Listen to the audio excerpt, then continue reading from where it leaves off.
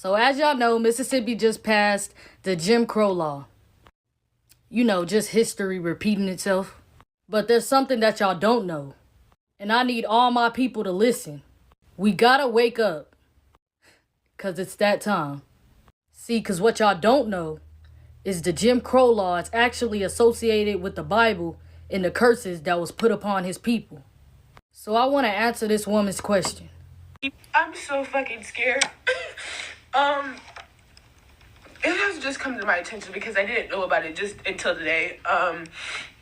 In Mississippi, there was just a law passed like 5 days ago that the Jim Crow laws are being reinstated. That shouldn't be happening at all. And I know you may be wondering, this is like not my normal content on here, but I'm sorry. And I just have to make this known because what the fuck? What the actual fuck? Why? I really don't understand why people do not like me. Do not like us. Because of my color of skin. I don't understand. I really don't fucking understand. What the fuck did I do? You didn't do nothing. But our ancestors did. The Jim Crow is resurrected in Mississippi. Did wokeness do this? As a matter of fact, it did. Now, some of us who have learned the truth are not surprised by this. It may alarm the sleepwalkers. The Most High have already told us that they will have hatred towards us.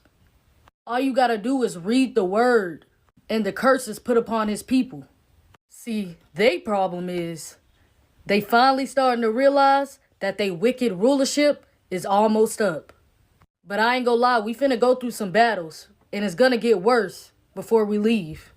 We warned our people that are sleepwalking that these nations hate us. And it has nothing to do with skin color. It's because of who we are. The tribe of Judah. The real Jews. It was prophesied that we would be hated throughout the four corners of the earth. What y'all need to find out and learn is that the Bible is our history book. Not a Christian book. Our ancestors were not Christians. They was Israelites. It's time for y'all to learn the truth. And this has nothing to do with religion or tradition. My motto will forever be relationship over religion, truth over tradition. It's that time. It's time for y'all to learn who y'all are. And it's time for y'all to gain a relationship with the Father through his word, not a religion. Now we gonna start off with, who is this? Who is this? Cause the show ain't Yahshua. Cause if the Bible's saying that his hair is white like wool, and I mean white like wool, just like this, where did the brown hair even come from?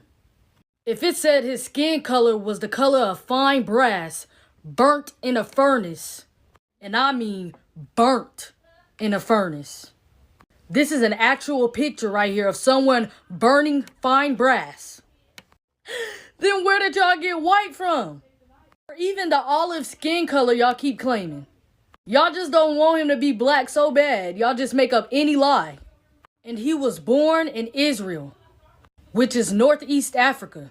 Y'all stop saying Middle East. It was not called the Middle East back then. It was a part of Africa. So you mean to tell me when they had to hide Jesus, Yahshua, in an all-black place in Africa to blend in with the people, you saying that they hid a white man or an olive skin color man in a place full of black people? It's impossible. Which is common sense that he had to be black to blend in with black people. Now I'm finna tell you why his skin color got something to do with the Jim Crow law and them trying to bring back hanging and lynching. Now, in the Bible, Pilate's wife had a dream about the Messiah. When she seen that the people was trying to kill him, she pulled her husband aside and said, "Have nothing to do with this righteous man." She said, "I suffered much suffering in a dream today. Have nothing to do with his killing." So Pilate turned to the people and said, "I don't see nothing wrong that this man is doing for me to kill him." Pilate was talking to the Hebrews, our people. He said, if y'all decide to kill this man, the blood will not be on my hands. It will be on y'all's. So then the Jews, aka Hebrew Israelites, mistakenly said, it's okay. Put it on our hands, our children's hands, for generations and generations. Crucify him. So then it was so. So from then on, we was cursed to die the same way he died. Now they like to tell y'all that he died on a cross, but that is far from the truth. The cross is one of the main graven images that he talks about in the Bible. The word cross was never even in the Bible to begin with. It was added in there from a pagan god they called Tammuz. The cross is a symbol of the first letter of his name, a T. Now, if you look at the history during those times, you would know that if you were worthy of death, you had to be hung. It was the law. Acts 5:30 even told you that he died from hanging from a tree. There was a divine curse placed on a hanged person. And if a man has committed a crime punishable by death, and he is put to death, you hang him on a tree. For a hanged man is cursed by God. And when they had carried out all that was written of him, they took him down from the tree and laid him in his tomb. The same way they do us till this day. For what our ancestors have committed, it allowed us to be punished the same way he was punished. I'ma show y'all the curses that was put upon us. Slavery and captivity. Having no power to stand against our enemies. Being sent back to Egypt again by ships. Exiled in the land of our enemies. Scattered among all nations. A very sick and disease-stricken people. At the bottom socially with other races high above us. Lost the true knowledge of who we were and will be called by many scornful nicknames other than Israel and Hebrew, which is still happening to this day. Packed into prisons and jails. A non-properous people. We even hate each other and oppress people by our enemies. The world will not tell you who or where the Israelites are today, but the scriptures will. There's nothing new underneath the sun. There is nothing new. Our sons and daughters will be given to another nation while your eyes grow weary looking for them day after day with no power in your hand. With no power in your hand. With none at all. The cross story couldn't be real if they wanted it to. How did they nail his feet and hands to a cross when it says that he protected all his bones? Not one of them is broken. There would be no way to hammer a huge nail into someone's foot to hang without breaking a bone. There's no way. This is the real reason why no bones shall be broken. The sad reality is, if we continue to disobey, we'll continue to pay.